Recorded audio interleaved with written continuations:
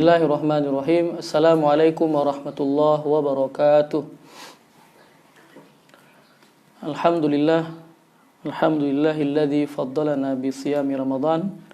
Asyhadu an la ilaha illallah wahdahu la syarikalah wa asyhadu anna Muhammadan abduhu wa rasuluhu la nabiyya ba'dah. Allahumma shalli ala sayyidina Muhammad wa ala alihi wa sahbihi ajmain. Puji beserta syukur kita panjatkan pada Allah Subhanahu wa taala. Selawat beserta salam kita sampaikan pada Nabiullah Muhammad sallallahu alaihi wasallam. Pada kesempatan pagi ini di pertemuan tentang fiqh puasa ini, insyaallah kita akan melanjutkan pembahasan tentang hukum puasa. Jamaah sekalian, sebelumnya kami sampaikan mengenai hukum puasa ada 4 pembahasan, yaitu puasa wajib, puasa sunnah, puasa makruh, dan juga puasa yang tergolong kepada haram. Pada kesempatan ini kita insyaallah akan melihat bagaimana hukum puasa wajib dan juga hukum puasa sunat. Ya. Ada beberapa puasa yang dihukumkan menjadi puasa wajib. Di antaranya adalah puasa Ramadan, kemudian puasa qadha Ramadan, kemudian puasa nazar, dan yang terakhir puasa kafarat. Sedangkan puasa sunnah itu ada beberapa puasa yang di antaranya adalah puasa Daud, puasa Ashura dan Tasu'a, puasa hari Arafah dan Tarwiyah, kemudian puasa 6 hari pada bulan Syawal atau puasa 6, kemudian puasa Ayyamul Baid atau puasa 3 hari di pertengahan setiap bulan, kemudian puasa Senin Kamis dalam setiap minggu atau 1 minggu, kemudian puasa bulan Sya'ban. Sedangkan untuk puasa makruh itu ada beberapa puasa. Yang pertama puasa khusus hari Sabtu. Berikutnya puasa khusus di hari Ahad ataupun Minggu. Kemudian puasa 1 hari di 10 Muharram.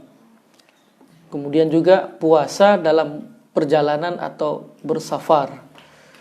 Puasa Arafah bagi orang yang berhaji. Kemudian puasa bagi wanita yang hamil dan menyusui, serta puasa bagi orang yang sakit. Nah, sedangkan jamaah sekalian, untuk puasa yang diharamkan itu ada beberapa puasa. Di antaranya adalah puasa hari raya Idul Fitri, kemudian puasa hari raya Idul Adha, puasa hari Tasyrik, kemudian puasa khusus di hari Jumat. Tidak ada puasa sebelumnya 1 hari, juga tidak ada puasa setelahnya. Kemudian puasa sunnah paruh kedua Sya'ban. Nah, lewat dari pertengahan bulan Sya'ban hingga mendekati atau bahkan di penghujung bulan Sya'ban mau masuk bulan suci Ramadan. Kemudian puasa selama-lamanya, artinya setiap hari berpuasa atau tiada hari tanpa berpuasa. Inilah beberapa pembahasan yang insyaallah akan kita kaji bersama, dan pada kesempatan pertemuan ini kita hanya melihat 2 poin, yaitu puasa wajib dan juga puasa sunnah. Ya. Jamaah sekalian yang dimuliakan Allah Subhanahu wa taala, puasa secara umum bisa kita bagi, puasa wajib secara umum bisa kita bagi menjadi kepada 5, walaupun nanti para ulama mungkin mempersempit mengenai pembagian atau angka-angka itu terjadi perbedaan, tapi intinya tetap sama.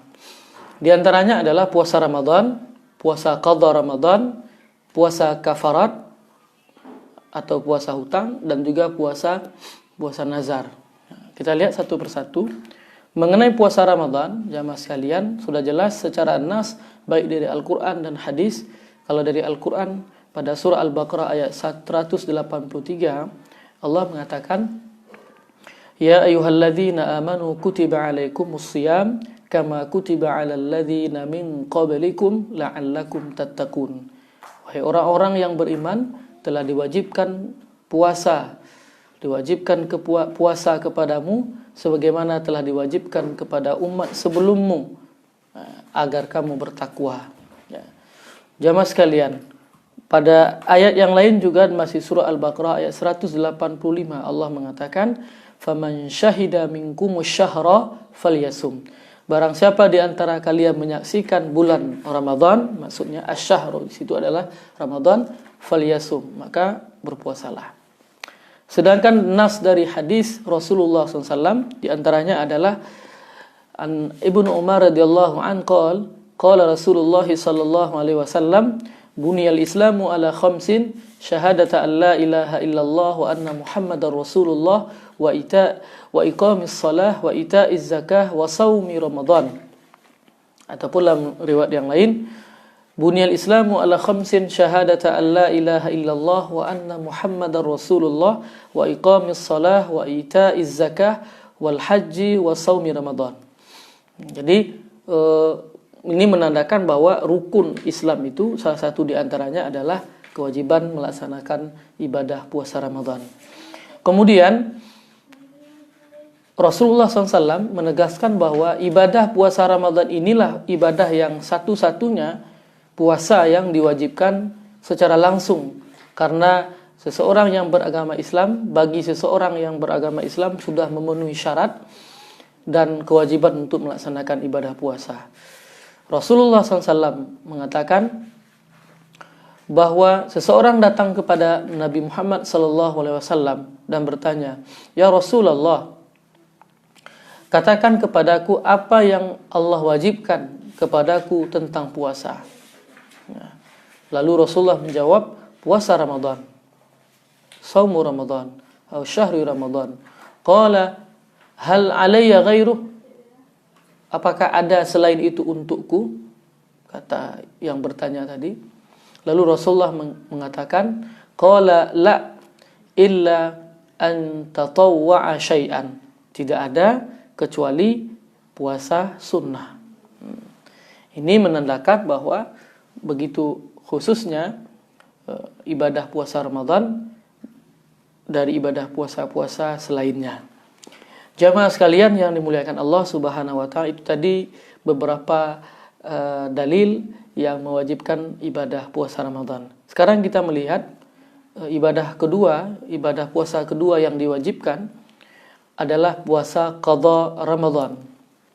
Puasa pengganti dari puasa Ramadan yang ditinggalkan. Ya. Sesungguhnya bila ada penyebabnya, ada puasa di luar bulan Ramadan yang sifatnya wajib, baik terkait dengan Ramadan atau tidak. Di antaranya adalah puasa pengganti Ramadan yang terlewat karena sebab tertentu yang disebut dengan puasa qadha.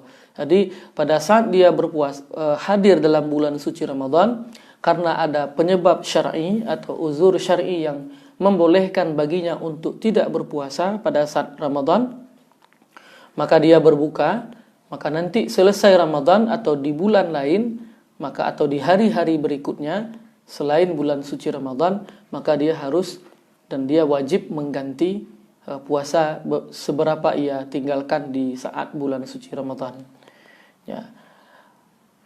Dasarnya adalah dari Al-Quran pada surat Al-Baqarah ayat 185, "Wa man kana maridan aw ala safarin fa'iddatum min ayyamin ukhar." Kata Allah, dan barang siapa yang sakit atau melakukan perjalanan bersafar, boleh tidak berpuasa, namun harus menggantinya di hari yang lain. Selain juga seperti itu, ada dasarnya masyru'iyah bagi wanita yang mendapat haid ataupun nifas untuk mengganti puasanya yang tidak dikerjakan di saat bulan suci Ramadan. Rasulullah mengatakan dalam hadis dari Aisyah kunna nahidu ala ahdi Rasulillah sallallahu alaihi wasallam. Kami, kata Aisyah, dahulu kami mendapat haid pada saat Rasulullah masih bersama mereka. Fa nu'maru bi qada'is shaum wala nu'maru bi qada'is shalah. Ya.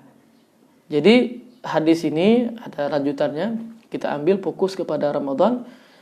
Kami diperintahkan untuk mengganti puasa Ramadan yang ditinggalkan. Ya, jadi sini menandakan bahwa walaupun seorang wanita dalam keadaan haid ataupun nifas, maka kewajiban puasanya boleh ia tinggalkan untuk sementara karena sebab sakitnya. Dianjurkan untuk di hari berikutnya melakukan qadha pada bulan-bulan yang lain. Ya.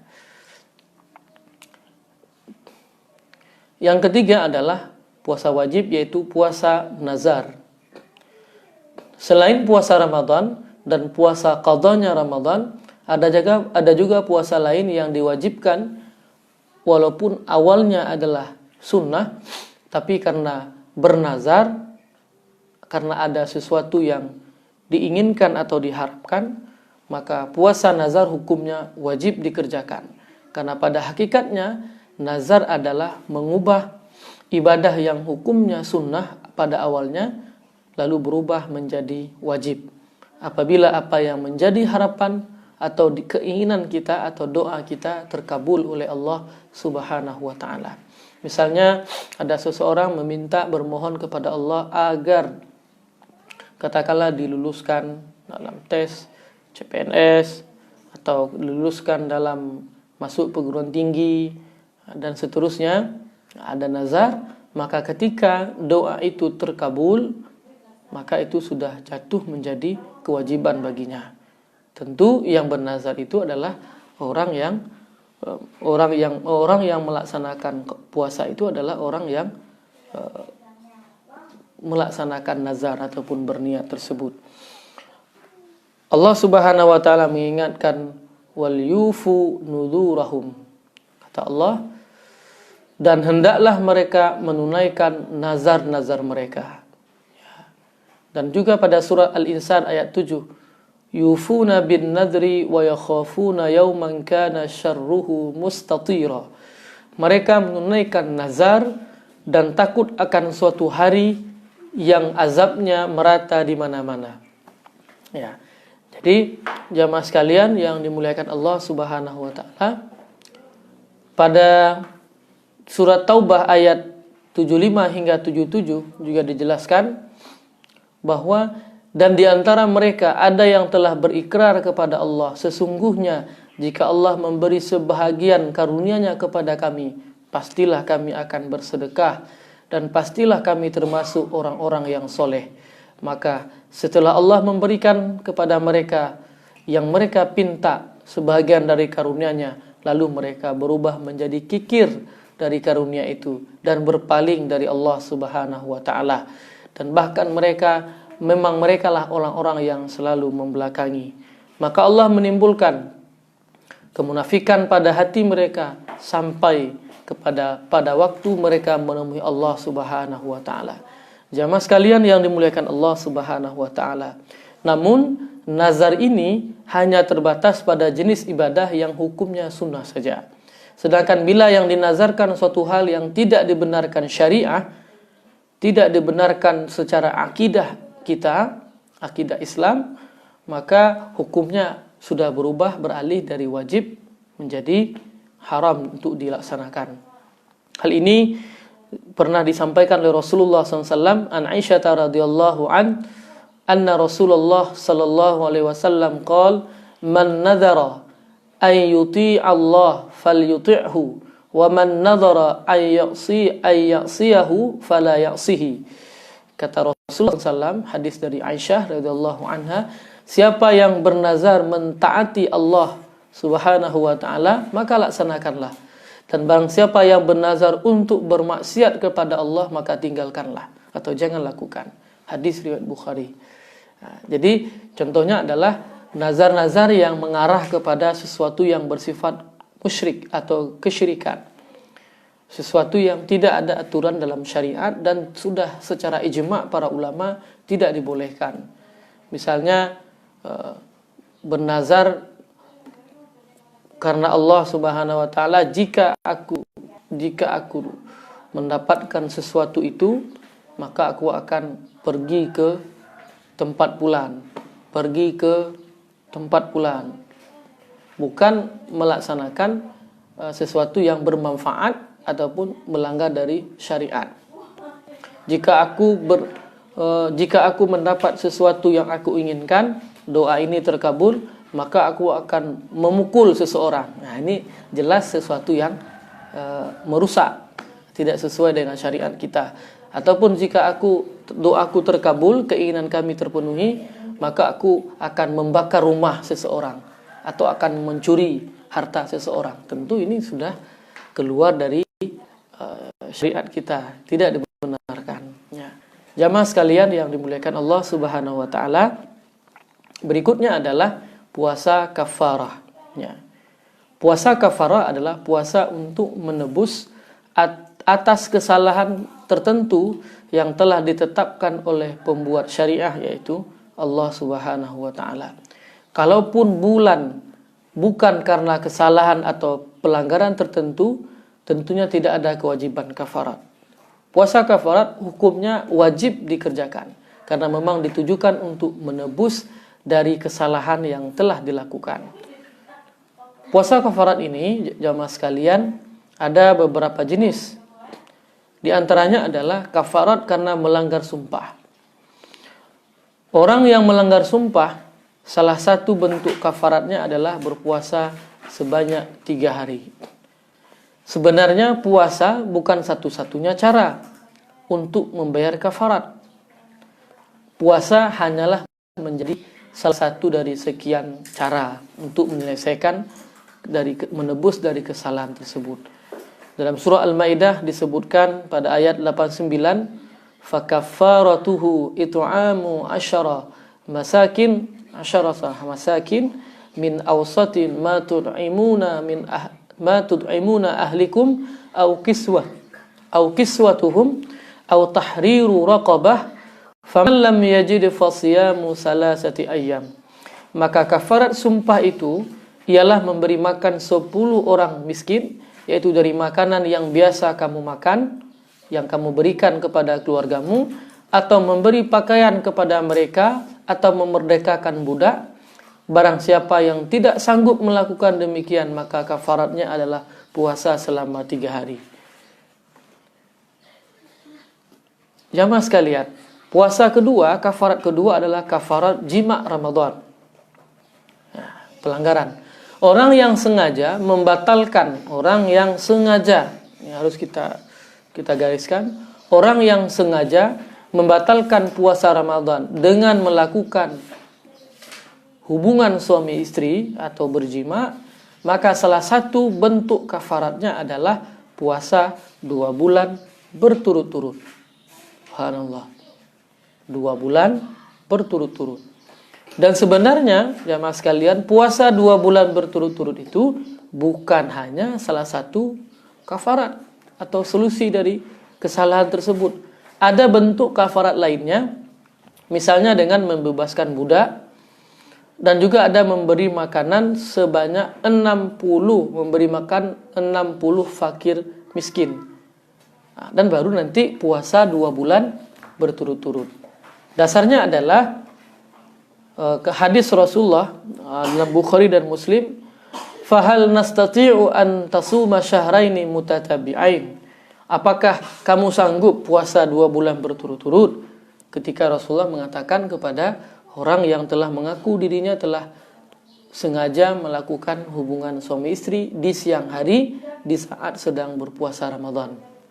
Ya, ini dasarnya jamaah sekalian.